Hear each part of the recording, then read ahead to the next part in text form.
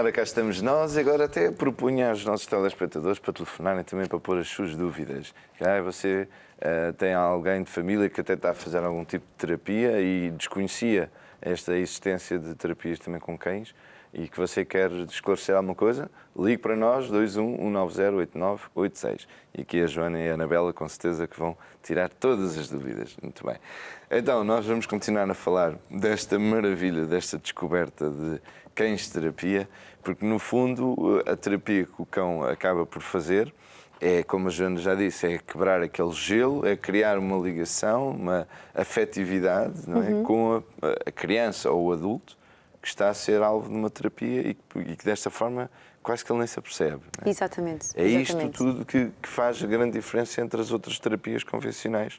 É este bocado de estar ali... Sobretudo quando estamos a trabalhar com crianças, como estávamos a falar há pouco, que tenham atrasos do desenvolvimento, acaba por ser muito mais fácil integrar um animal na terapia do que fazer a terapia convencional. Okay?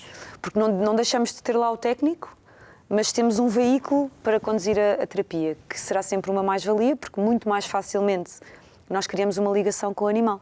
Aliás, podemos pegar pelo exemplo de eu entrar aqui no estúdio e as pessoas dirigiam-se à Cuca e não a mim. Porque Foi uma consideração tremenda. Mas isso acontece, eu trago sempre cão e acontece... Eu não, eu cumprimentei primeiro a Joana e depois é que fui à Cuca. É verdade. Mas é verdade, o cão é o desbloqueador. Claro, o cão até é o desbloqueador. convidados e tudo, não é? Sim. Eu lembro-me que uma vez estivemos num programa de televisão e eu depois estou a passar na zona da Expo e um rapaz passa por mim e diz, nem olhou para a minha cara, essa é a Cuca. E eu, Cuca? Como é que tu sabes que é a Cuca? Porque eu vi na televisão. Portanto, lembram-se sempre, mesmo na escola, quando nós entramos na escola, todas as crianças, mesmo as que não estão a ter terapia, sabem o nome dos cães. Não sabem quem é que vem a acompanhar. Sim, Joanas há muitas, Cuca é só esta, sim. Não há Cuca Roseta, a cantora, pronto.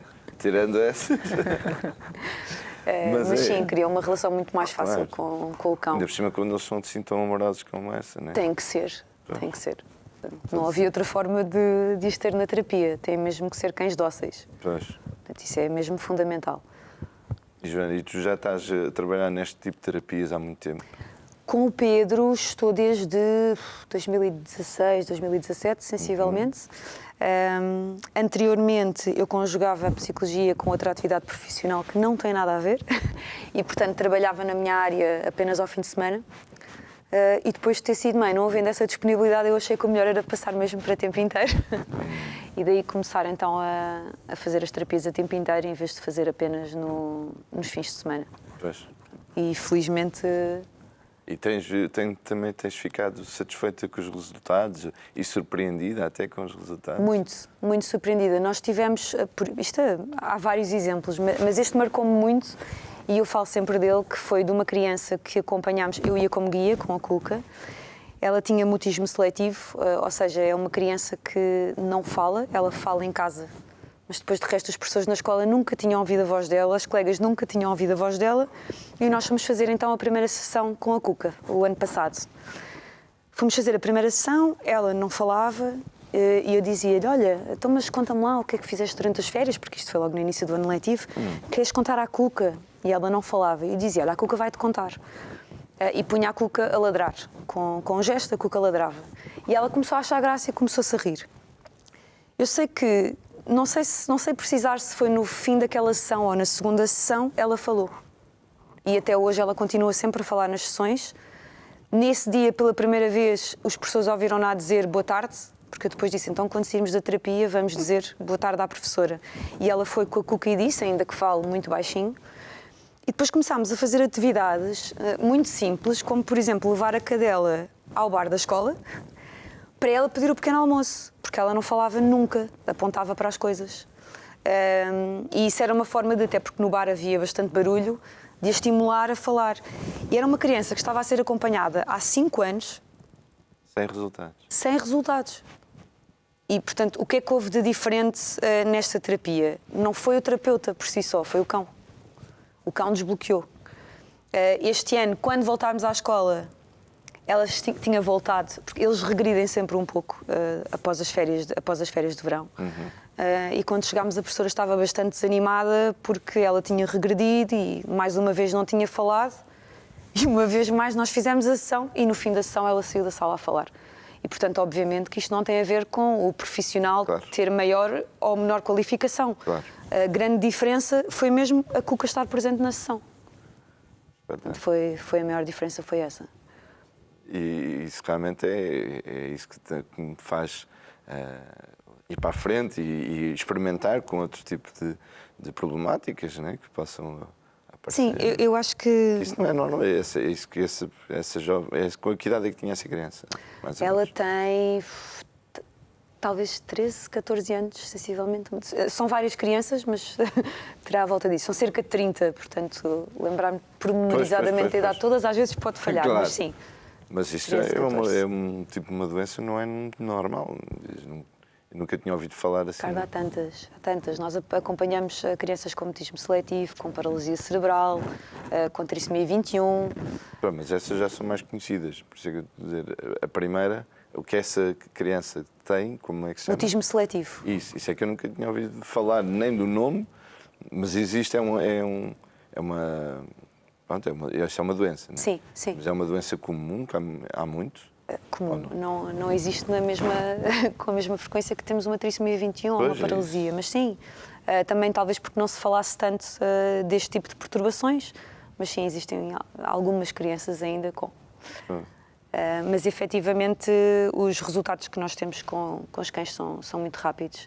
Além destas intervenções nas escolas, que são essencialmente com crianças que têm algum tipo de atraso no desenvolvimento, enfim, as patologias podem ser várias. Estamos também na CPCJ, portanto, na Comissão de Proteção de Jovens e Menores. Estamos no Tribunal. Portanto, nestes casos já não serão crianças que têm uma deficiência, um atraso de desenvolvimento, mas outro tipo de problemáticas. Okay? Podem estar inseridas numa família disfuncional e nós precisamos trabalhar questões da autoestima ou mesmo da relação familiar. E até nisso nós podemos fazer a terapia com a família e com o cão. Porque também é mais fácil criar uma ligação entre os diferentes elementos da família se estivermos num contexto de brincadeira do que num contexto de consulta normal. E essas sessões com os cães são feitas com que regularidade? Não? As sessões são sempre semanais, e a duração é de 45 minutos. Uma vez por semana? Uma vez por semana, sim. 45 minutos. Claro que é como tudo, não é? Às vezes pode-se prolongar um bocadinho mais, principalmente as primeiras sessões em que os pais querem esclarecer dúvidas ou contar um pouco da história, mas por norma a duração é essa. Portanto, dependendo de qual é o problema que se coloca, não é? Os resultados podem ser mais rápidos, podem ser... Sim. Mas com o cão tem acontecido que é sempre mais rápido com o cão é sempre mais rápido. É difícil nós estabelecermos um tempo para a duração da terapia, sim. porque vai depender muito da problemática. Da patologia, não é? Sim, claro. Vai sempre depender da problemática. Por norma, sim, os resultados são sempre muito mais rápidos. Importa perceber logo numa primeira sessão porque é que a criança ou o adulto vem ter connosco, quais é que são os objetivos esperados, para nós depois podermos definir um plano de sessão. Ou seja, eu não vou para uma sessão com a Cuca sem saber o que é que lá vou fazer, não é? Claro. Portanto, eu tenho que estabelecer em casa o que é que eu quero trabalhar. Se eu vou trabalhar uma questão de autoestima, se eu quero investir mais na questão da autoestima, mas na relação, por exemplo, mãe-criança, se eu vou querer investir mais na relação entre os irmãos. Portanto, e nós depois estabelecemos exercícios para fazer com a Cuca ou com outro dos cães que tínhamos na equipa para estimular e para levar a cabo portanto, estes objetivos. Isso tem que ser definido previamente. Okay?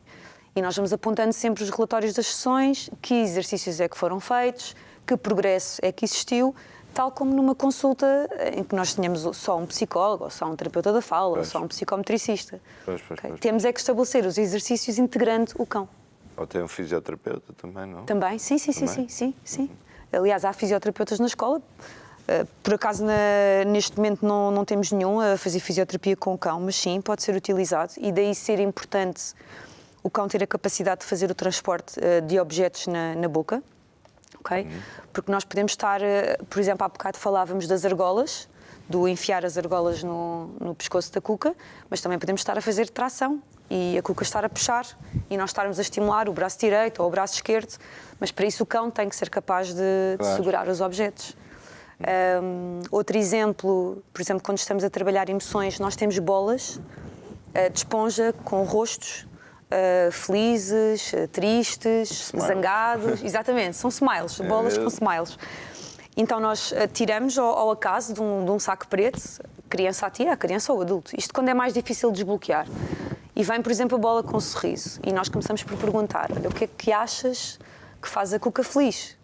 Isto para não estar logo a invadir o espaço da pessoa, o que é que te faz feliz, o que é que te faz triste, que se calhar acaba por ser, a pessoa não se sente à vontade para falar. Portanto, nós começamos por transpor para o animal, ok? E depois, à medida que a pessoa se vai sentindo à vontade, podemos perguntar, então e a ti? O que é que te faz feliz? Portanto, mais uma vez, o cão também tem que ter essa capacidade de ir buscar a bola e trazer, entregar em mão. Sem a estragar, sem a roer toda. Sem a estragar. Sem a estragar. Essa cara agora não foi lá muito convincente, porque cá para mim já... Quando é de esponja, a Cuca já uma vez arrancou ali um bocadinho da esponja, o rosto sobreviveu, mas sim, mas eles trazem, eles vão aprendendo e ajudam imenso a desbloquear. Muito bem. Muito. Ok, espetáculo.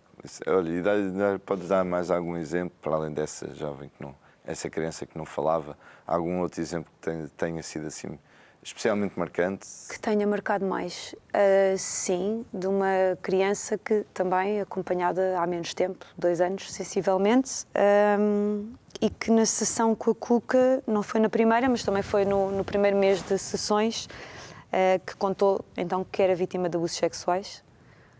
E mais uma vez a única diferença que havia na sessão, até porque eu conheço a psicóloga que estava a acompanhar, era a presença do cão. Nós deixávamos estar sentada até no chão, portanto um ambiente muito informal, e ela estava com a Cuca no colo, ia mexendo na cadela. Nós continuamos a aplicar, nós aplicamos na mesma os testes, podemos fazer testes projetivos, no caso de crianças mais pequenas, teste do desenho da família, mas vamos sempre integrando o cão em todas as atividades. E ela rapidamente criou uma relação muito próxima, quer com o terapeuta, quer com o guia, mas foi pela presença do animal. E foi a primeira vez que ela falou, então, da questão do abuso sexual. E ali, lá está, mais uma vez, a única diferença que existia mesmo é que havia ali, ela sentia-se confortável na presença do cão, relaxava, estava com ela ao colo a fazer festas e acabou por falar. Os dois no chão. E ela acabou por falar a primeira vez. Portanto, eu acho que a presença de um cão numa sessão de terapia é absolutamente fantástica. Claro. Não sou suspeita, não é? Porque a Cuca também é minha e, naturalmente, que eu sou completamente apaixonada pela Cuca, mas quem diz a Cuca diz outros cães que nós temos na equipa. Pois. Mas tu usas sempre a Cuca? Eu uso sempre a Cuca. Cada guia vai sempre com o seu cão. O seu próprio? Sim, com o seu próprio cão. Já se conhecem de gingeira, portanto... Claro, eles são todos treinados com os mesmos gestos, portanto os comandos são exatamente os mesmos para todos os cães. Porquê? Porque se eu ponho como gesto para sentar a mão direita, não é? E faço assim, no caso de irmos para a terapia e o cão se trocar, por exemplo, um dia vou eu com a Cuca e outro dia vai outro guia com a Baby, a criança é a mesma, o terapeuta é o mesmo e os comandos que ela vai dar ao cão são exatamente iguais. Portanto, aquilo que ela aprender a fazer com a Cuca vai fazer também com os outros cães, porque eles respondem todos da mesma forma aos mesmos comandos. Portanto, o guia com o cão pode efetivamente mudar, o terapeuta mantém-se, mas os comandos são os mesmos. Portanto, eles aprendem todos da mesma maneira. Lá está, mais uma vez, com a ajuda do Pedro Paiva. Claro, obviamente. E Isto é lindo. Isto é lindo. É, não é? E é importante ver que a relação com os animais é uma relação, acima de tudo, muito afetiva. Né? Porque as crianças gostam do contacto físico, e principalmente as crianças, mas por exemplo, quem tem alguma deficiência mental, né? Os animais acabam por abrir um bocado assim, a mente e o coração para se exprimirem melhor, para poderem transmitir mais as emoções, é fantástico.